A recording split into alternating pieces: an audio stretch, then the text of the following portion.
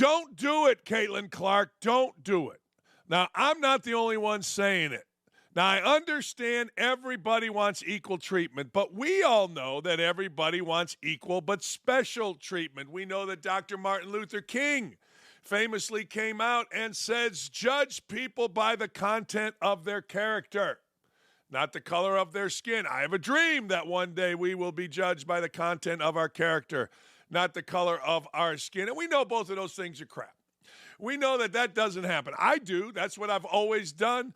But you know what? I get in trouble for it. Boy, oh boy, we want special but equal.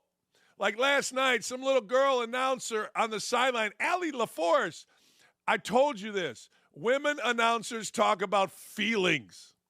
Well, how do you get your confidence back as a team? And the coach was great, and he's like, we'll be fine. What are you doing? But you can't criticize her because we want equal but special.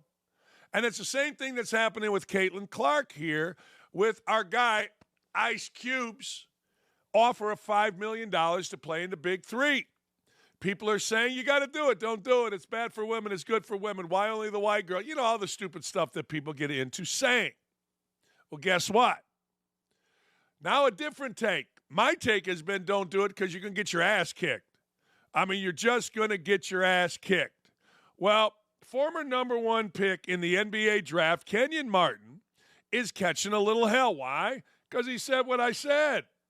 There's a lot of chatter around Caitlin Clark's ability to compete against men at the pro level, or kind of at the pro level.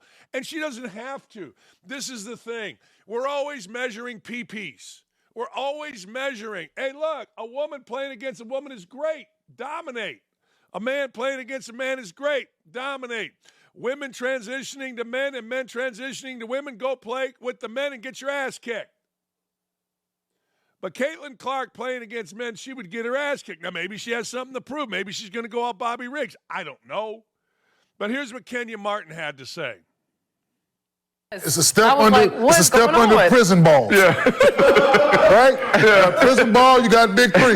Shout out to Jake the first few years. Like, I was telling my partner earlier, MG, me and MG was talking, I'm like, could you imagine her getting stuck down on Reggie Evans? Just take and giggles if this was a real thing and she was able to participate and he put her out there. Could you imagine her being matched up and Reggie guarding her for one, for two, them her being, it's 3-on-3. She can't hide nowhere. Guarding Reggie Evans out there. Right. She gonna score. Huh? She ain't. No, she's not. No, you don't think she's gonna score a point? No, she would not score. I think she would score. She would not score I think one. She would score. Lexi. That's brute basketball. Lexi.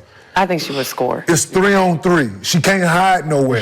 How's she gonna get the ball, Pat? She gonna take the ball out? She gonna take the ball out, then what? They're gonna pick her up right soon as that line. Soon as she take, because soon as she try to cross that line, boom, what? And the game, and it's done, right? Because I'm telling you what's going to do. I know. I mean, I only went to one game and I didn't. He played in it. That's exactly right. Now, if you don't know who Reggie Evans is, Reggie Evans is a big, strong dude, played at Iowa, played in the league for a long time, and really nice guy. He'd probably let Caitlin Clark score, and I said it right. He'd probably let Caitlin Clark score. But it is pretty funny because 3-on-3 is one step below prison ball. When I got done playing at Indiana, about a couple years later, Gus Mackers came around. I played in one, and I'm like, yeah, I ain't doing this. Yeah, this is stupid.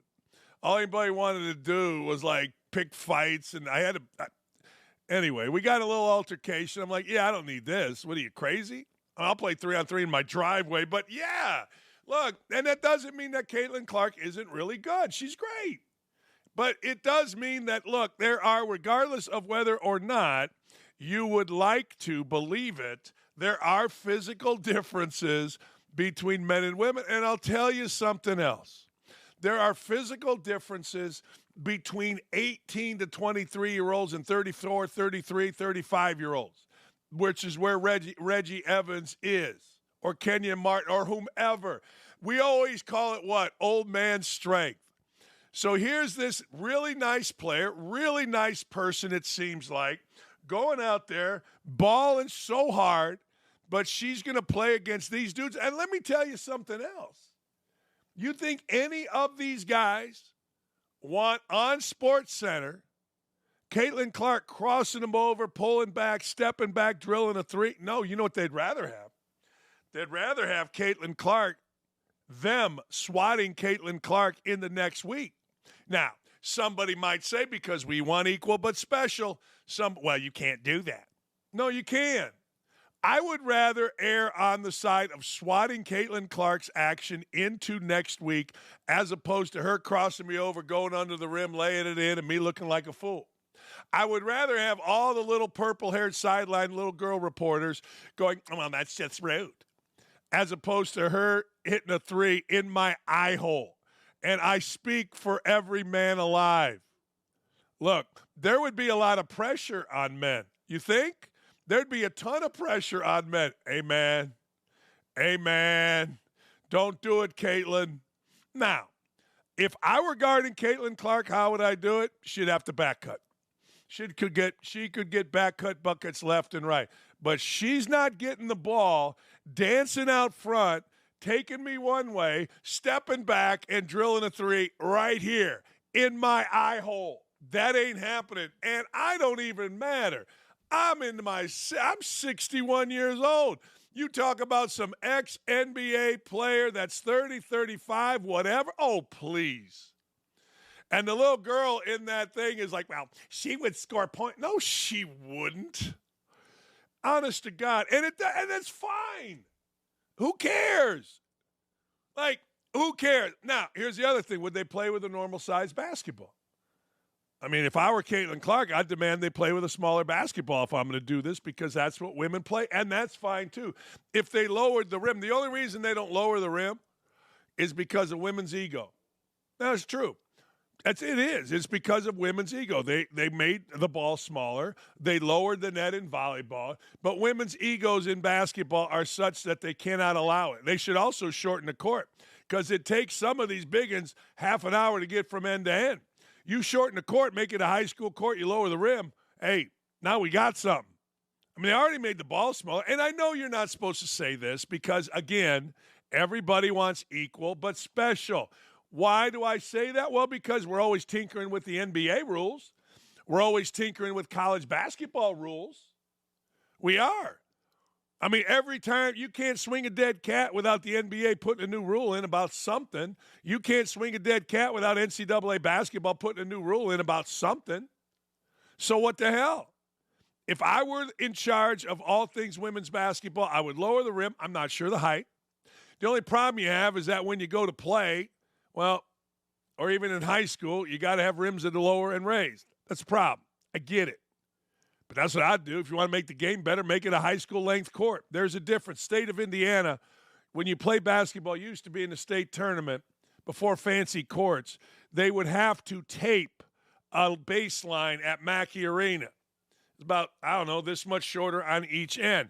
They would have to adjust the lane. So you were playing on Mackey Arena's court, but you had tape. It looked a little bush league, but everybody understood it because the high school court was shorter. That's what should happen. But nobody will. Nobody will. Nobody will. Because of ego. Look, try that against some quick NBA guard. That move right there, please. Please. Guy, I don't know, Ty Lawson or something, I don't know. You think guys wouldn't be fired up to kick her ass? Again, I know we're not supposed to say that, but equal but special, which would you like? No, they would. It would be a problem. Big NBA headline last night, and I agree with Jay Williams. People aren't going to agree with Jay Williams. I agree with Jay Williams. I think the Golden State Warriors have shown themselves to be the biggest pussies in sports. And I think Steve Kerr has shown himself to be the anti-coach. Steve Kerr has shown himself to just be an organizer. He's like Barack Obama's job, community organizer. Hey, guys, we're going to have practice at 8. Hey, guys, dinner at 7. Hey, guys, flight leaves at 9. Hey, guys, I got a bunch of plays I'm going to put in. That's not coaching. Anybody do that? I remember I was sitting on a set with a former NBA player at the Big Ten Network.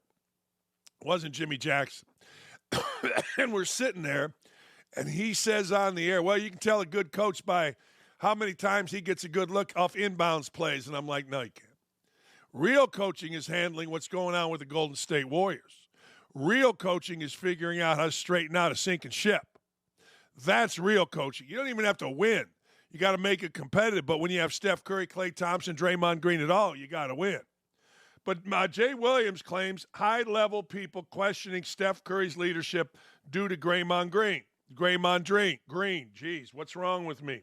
One NBA reporter's question set. All right, let me get to that real quick. I'm gonna get to De'Aaron Fox in a second. We're gonna talk a little NBA here. But you're right. Draymond Green keeps acting like an idiot. You know what you don't see? Steve Kerr doing anything. Discipline? No. He's afraid of Draymond Green. He can say whatever he likes. He can get up in front, and everybody can say how great he is. Everybody can say what a great coach, what a great humanitarian. His father died, blah, blah, blah, blah, blah. I get it. We all get the accolades. We get it. He's a liberal. We get it. He's an unafraid liberal to talk about liberal issues. He's big on gun control, so that makes him a hero to the media, but not the coaches. Coaches, and I don't know whether Jay Will is telling the truth or not. Jay Will's one of those vague guys. Instead of saying it's racist or it's wrong, he says it's interesting. High-level NBA execs, I don't know. But I will tell you this, I think the same thing, regardless of whether I'm a high-level exec. Every time I see Draymond Green act like a complete dumbass, which is about every other day, I think to myself, where's the coach? Where's the GM? Where's Steph Curry? We see Steph Curry walking away, shaking his head, but it's obvious Draymond Green has nothing, zero, zip respect for Steph Curry and Klay Thompson and the Golden State Warriors operation. Or he is what I think he is, a complete moron. One of the two. Or both. Actually, it is both. Now that I think about it, I wrote down on my little sheet one of the two, but I'm wrong. Now that I hear myself talking, I should have rehearsed. He's both. He's a complete dumbass. He's a coward. And he has no respect for his organization. And you can't coach scared. You can't coach being afraid of players. You can't coach being afraid of an outburst. Hell, you can't coach being afraid if Draymond Green's going to choke you Latrell Sprewell, PJ Carlissimo style. If he does, he does. Hell, Steve Kerr's been punched out. Steve Kerr's probably punched people. I mean, it happens. What are you going to do? But to let Draymond Green walk around and intentionally hurt people, pull them down, choke them, whatever, even after he's been suspended, even not by Kerr, though, but by the league, to let Draymond Green continue his antics. I'm guessing, just to guess, what you see publicly in terms of him being a pain in the ass, you multiply by 10 privately. That's kind of how it goes. It goes, man, what? I see all that. What must the locker room be like? And I'm not talking about him punching people. I'm talking about him just being a jackass to the point where you're like, man, this guy's an idiot. Let me get out of here. How about I just get out of here because he's too stupid? That's what I'm guessing the Golden State Warriors locker room is. And you're not going to win a championship that way. Like if Draymond Green was a 12th man, they'd just cut him. But Steve Kerr has no cojones. Steve Kerr and that organization are being held up by Draymond effing Green. Think about that for a second. Draymond Green is holding up an organization. He's making about $30 million. He's in commercials, and TNT has already signed him to a contract, all because he's a jackass. What a world we live in. Staying with the NBA, one NBA reporter's question to De'Aaron Fox set him off. Now, I met De'Aaron Fox. Actually was around De'Aaron Fox for a little bit doing games at Kentucky, and I always thought he was a really nice, quiet kid. He had enough. Wait a second. Let me go back. Show the comments that what's-his-face made on Draymond Green, Jay Williams. Draymond Green is diminishing the ultimate legacy of how people are looking at the leadership of Steph Curry. A lot of people aren't familiar with things that are happening behind closed doors. Really? So there's a tendency when you hear them talk about it, people just keep tiptoeing around it instead of calling Draymond Green out publicly. That's what's happening. Even if it is a smaller niche of people, these are high-level people now that are starting to look at it that way. Well, I mean, you don't have a brain if you don't. You don't have a brain. If you don't look at the Golden State Warriors and realize that Steve Kerr is a complete fraud And apparently Steph Curry does not have great leadership skills other than when the ship is going right. And where the hell's Klay Thompson in this? Last I saw, Klay Thompson wanted credit for being a top 50 player, being a great player, blah, blah, blah, blah, blah. This is what players do. Charles Barkley came on my 1430 show, and he actually came on this show a year ago or so, and he told a story about how Karl Malone told him point blank, "You're fat and you're lazy." Malone went to see him. Barkley went to see Malone. He wasn't playing Barkley. Barkley wasn't getting in games enough. He asked Malone, "What do I got to do?" And Malone said, "You're fat, you're lazy, let's work out, get in shape, and let's go." That's what players do. But apparently everybody's too afraid that they're going to get sucker punched, Jordan Poole style, by that dumbass. All right, De'Aaron Fox not happy. Now, De'Aaron Fox speaks for a nation, though. You know, you get done with the game. The game is over. You're a mess one way or the other. At least I was. You put so much into it. You're a steaming pile of sweat, hate, and ass. And you're sitting there. And you got to go talk to these clowns. You got to sit there and you got to look at these pizza-stained, ridiculous, idiotic cretins of human beings in the media. And you look, I used to go, okay. And I'd have fun with it. Well, De'Aaron Fox, he ain't having it. Nah, he ain't having it. Here's what De'Aaron Fox had to say to a bunch of reporters, and I salute you, De'Aaron Fox. For quite a while now, you've come out and you know, addressed like some of your bigger and you know, maybe more difficult losses. Is this like something you're kind of making a point of doing for some reason in turn, you know, just leading this team and kind of showing that accountability? And as far as talking to y'all? Yeah, just, you know. I don't get out of that.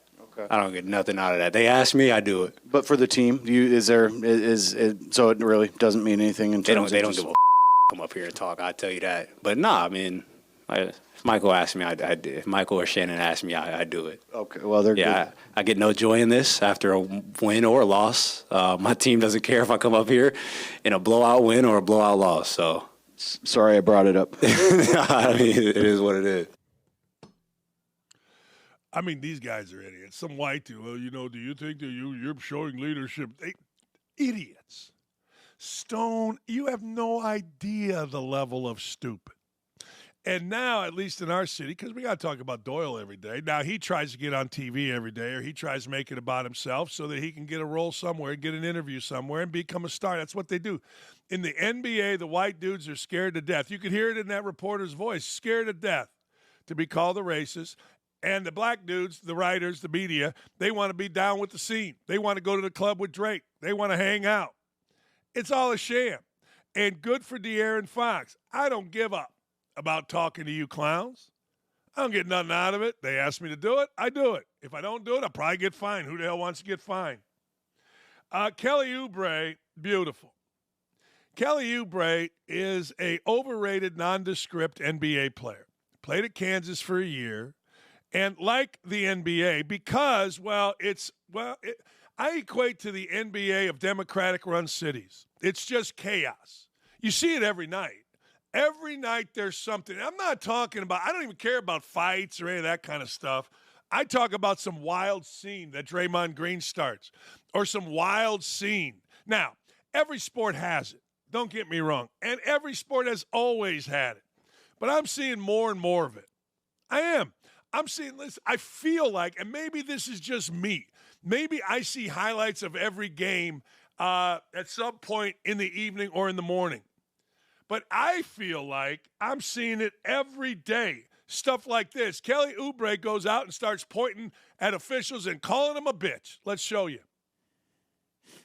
Did you think you got shut off, or did you think there was contact before triple zeros? Well, the thing is, there was absolutely contact, but they were calling those calls for those guys. And, you know, they were getting and ones, and they were changing the game in that aspect. And then we get down to our side, and it's like they didn't even see any contact. But I barely touched them on the other end, and they still called it. So it was just, like, uneven in a sense. But, like I said, I'm not here to, you know, get on any refs or any decisions because they're human beings as well as I am. So, hey, if they don't Well, that wasn't the actual I screwed that up, but he ran out on the court. I'm not here to get on any refs. He's a very smart guy, but he's out there pointing, you're a bitch, you're a bitch, it's unbelievable. Like, this is stuff I don't remember ever seeing. Hey, I saw Kermit Washington. We had Kermit on our show, Knockout Rudy T. I saw brawls. I get all that. But the stuff that I see every day is just wild in the NBA. And look, if I were an NBA player, I'd be in the same boat. Same thing. Why? Well, Adam Silver lets you. Adam Silver thought kindness was kindness. I'm going to get down with the players. No. Adam Silver had no idea that kindness was weakness. Adam Silver had no idea whatsoever. None.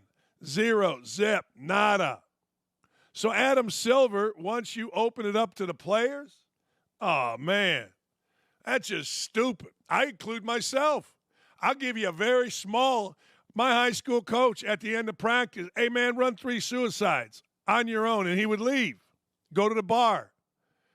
Can you imagine telling high school kids, giving them that kind of freedom? He thought it was kindness. It was weakness. Made fun of them. What are you going to do? Anyway, I get a kick out of the NBA. NCAA last night. Oh, my goodness. Now, let me preface this by saying I really like Brad Underwood. He's one of my favorite coaches in college basketball. He is.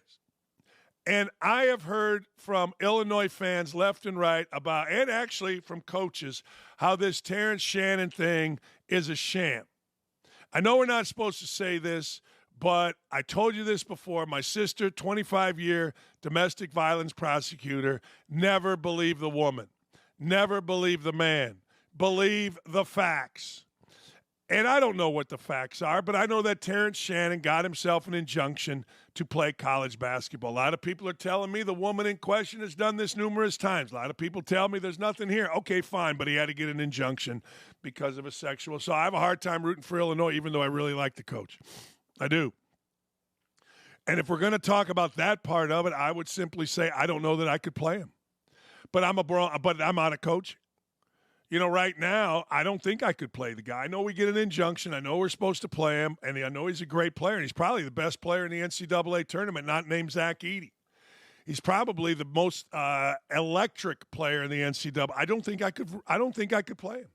But that's not an indictment on Brad Underwood. Everybody has to make their own decision, but Terrence Shannon was terrific last night.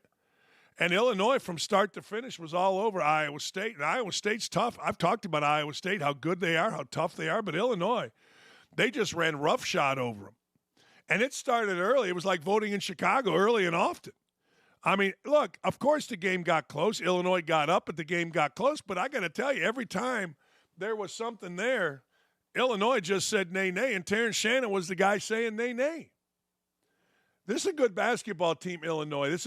And I want to get into this just a little bit about Brad Underwood. When I was watching last night, it hit me. Brad Underwood, really tough coach. Rick Barnes, old school coach.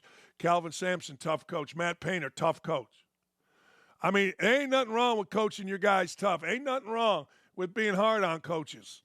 You know, you whiny-ass little mommies and daddies, they ain't too hard on me. Yeah, I got something for you, and it's at my ass. A smooch. Kiss my ass. That's what I'm saying. We got a thing in Indiana. A guy flew a plane over Carmel High School complaining about the coach. Serious business. Flew a plane. You know, had that banner on it. The coach, Ty Neal, was a friend of mine back in the day. Ty Neal's a great dude. Apparently he cut some kid that couldn't play dead. But the daddy didn't like it. Carmel, Indiana's the richest community in Indiana, so the guy got a plane out. Guy got a plane out, and he flew it. Ripping the coach. That don't make a daddy look good. No, not at all. I don't know why I brought that up. Sometimes my train of thought leads me places. Oh, yeah, tough coaches. You know what? Alabama got a tough coach. Alabama beat North Carolina, and I swear to God, I was seeing flashbacks. Now, you got to understand, this is 100 years ago. And what I'm going to say to you right now at North Carolina is absolutely wrong. I'm just telling you from an Indiana basketball perspective under Bob Knight, we always thought North Carolina was a bunch of pussies. Yes, I know they had Michael Jordan. Yes, I know you look up in the rafters. Yes, I know you see great players. I understand. Nobody's ever going to call Tyler Hansbrough or Eric Montrose that. I get it, but they were after when I was there. Or actually, maybe not. Montrose's case. Rest in peace. But that's how we always looked at it. Famous story, 1984, we beat Michael Jordan. Knight came in to our locker room the Sunday night before for our team meeting, closed the door, called them all a bunch of pussies, said if we lose to these pussies, a lot of you guys are going to lose scholarships, whatever, blah, blah, blah, blah, blah. That's what we think.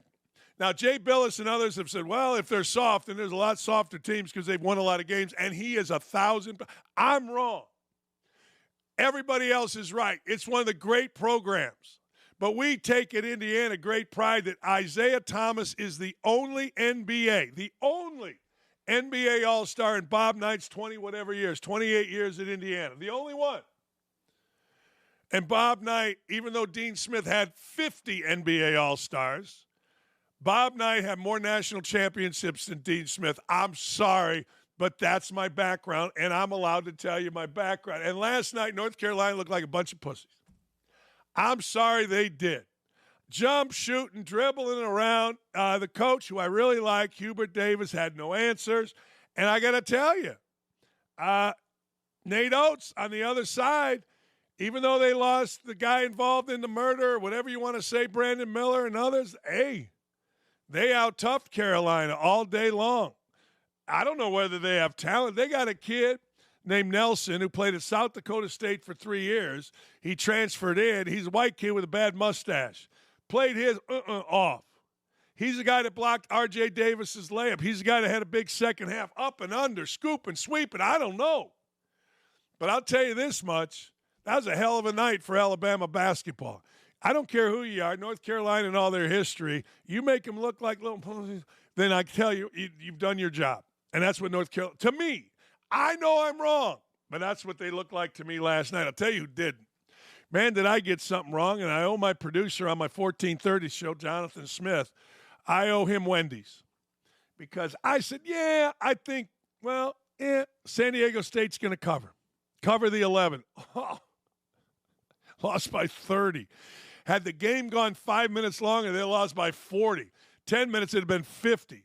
That train was not stopping. That train in North Carolina, UConn. But I swear to God, they're the anti-North Carolina. Bunch of dudes you don't know that went out and balled so hard. I swear to God, it's not that easy in the NCAA tournament. It's not supposed to be. You're supposed to have a nail biter, a tipping at the buzzer, a jump shot. Hello, Chris Jenkins, Keith Smart, and everything in between. You're supposed to have a bill. It just isn't. We win in the Sweet 16 by 30. But they won in the Sweet 16 by 30.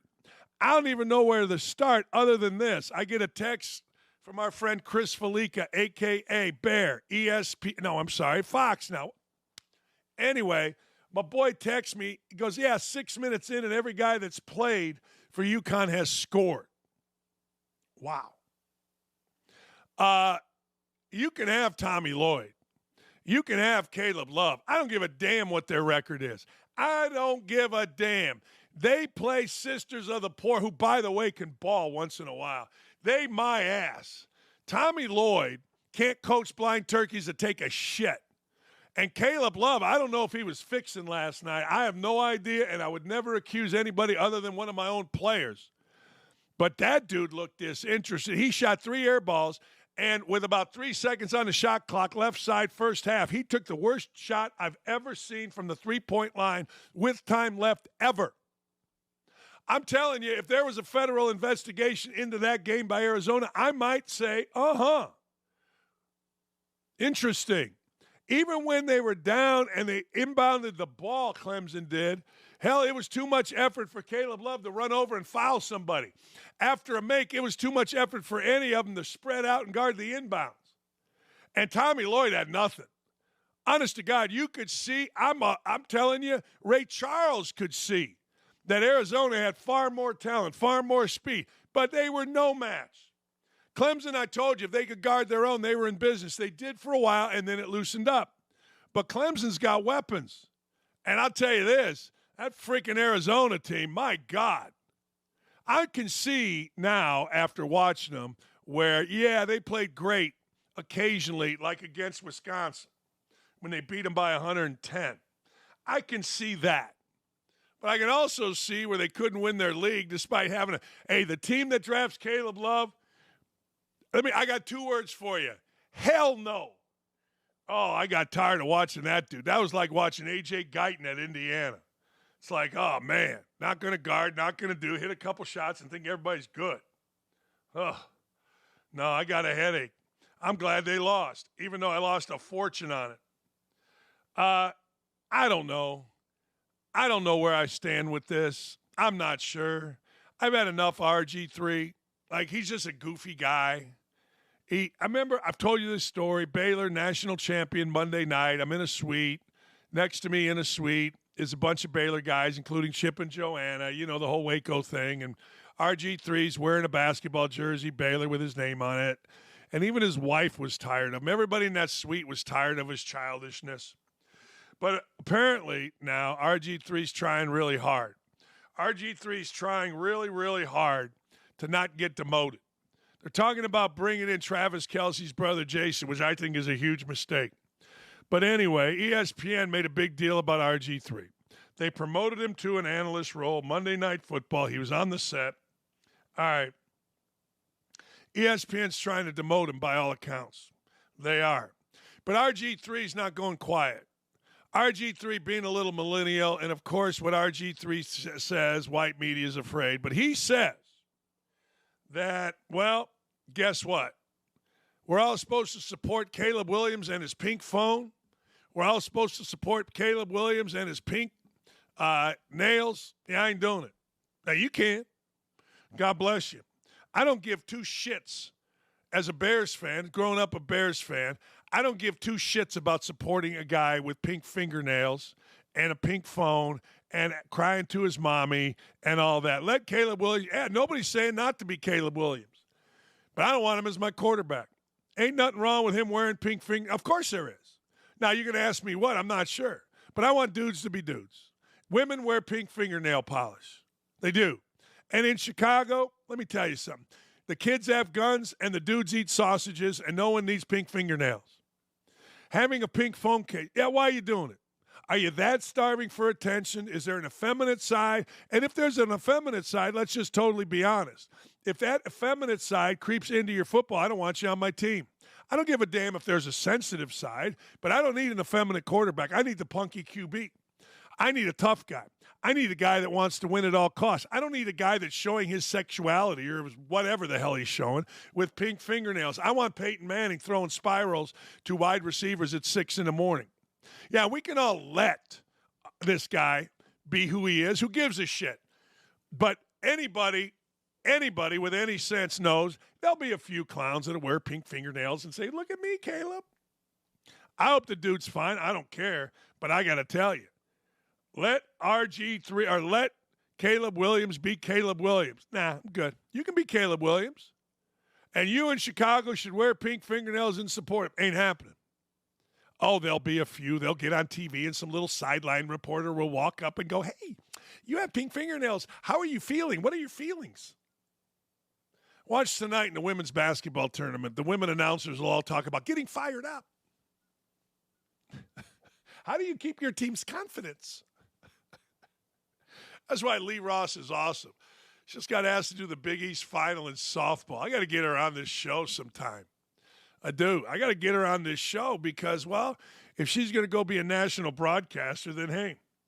So I got pink fingernails, and RG3 thinks Bears fans should all start painting their nails pink if the team drafts Williams in the first round. Good for you, RG3. Yeah, they should because, well, quarterback's, important. Okay. Oh, man, I got to tell you, I want to go back to college basketball for a second. College basketball was kind of fun. College basketball was kind of fun last night. He's grifting. Wait. Oh. He's grifting. Wait, who's talking about? Is this something? Wait a second. We're still going. He's grifting. Emotional hemophiliac trying to sucker media executives into believing he's the Charles Barkley of football. Is that? That said, if Jason Kelce doesn't sign with ESPN, look for Mina Kimes to replace RG3 on the set. Now I got to ask you, what the hell does Mina Kimes bring? Well, she's the best analyst, man. Really? what does Mina Kimes bring to a set other than she's kind of a cute girl? And I understand the DEI portion of it. But I watch her and I'm like, oh, okay. No, man, she got all the little millennial stuff. She and that Pablo Torre, they got all the little millennials speak. They speak in millennial, so I guess that's cool. But what does Mina Kimes actually bring? What the hell? And I'm done talking about her because I saw her once, and I heard that she was indispensable, and there was a bidding war for her, and I'm like, wait a second. What did she just say? She don't know nothing. Nothing. I mean, I guess she could talk about feelings and the confidence of the quarterback and whether or not Chicago should paint their nails, but she don't bring nothing. Again, you want equal or you want equal but special? Ain't a damn thing Robert Griffin brings, and there ain't a damn thing Mina Kimes brings, but they do check the boxes. Female, Asian, African-American. So we get that. That's what ESPN is all about. California doesn't understand why it's a punching bag. California, it's no secret that California has become a punching bag. It's no secret with its high taxes, its incredible homelessness problem, its looseness on crime. Even it's got beautiful beaches. California is a shithole. But it doesn't understand. The New York Times somehow remains confused. The Times and the local authorities, they quote, have no options. They can't admit that their policies have failed. We got homelessness out the yang. I mean, people don't want to go there because they're scared to death. Because they failed comprehensively. Over 1 million people left since 2020, and most of the state's major counties are still hemorrhaging residents. People are voting with their feet. You know what that means? That means they're getting the hell out. And they're voting against California. But accepting that would mean acknowledging that progressive politics don't work. So instead, they hand a wave at racism, anti-science. As it's all too often the case, they accuse others of what they're guilty of themselves. That's right. Nobody's racist, but it is racist to say, look, if you're an African-American criminal, we're not charging you. That seems to be racist. Again, you want equal or you want equal but special? What route do you want to take? When your policies are such that regular working people get taxed through the moon, that doesn't seem right. That doesn't seem right at all. When criminals are roaming the streets untethered, that doesn't seem right. When homelessness is completely out of hand and you encourage it, that doesn't seem right. So people are saying, screw this. Yeah, nice beaches. Hey, nice sunshine. It's great. Wonderful. Yay, rock. Go fight, win. But there's a lot of places you can go. There's a lot of places you can go and get yourself some sun. Hell, right now in beautiful Indianapolis, Indiana, which is quickly becoming the murder capital of the United States, it is a beautiful sunny day. It's one of those days like when you were in grade school, you want to do your class outside. I want to do my show outside. California, you got these progressive policies, massive taxes, an incredibly bad immigration policy. You got all these prosecutors that are letting career criminals go. I mean, I could say the same thing other than, well, I guess they do have nice beaches in New York in some places. Same thing with New York. Two states where people are leaving the most. New York, California. Who blames them?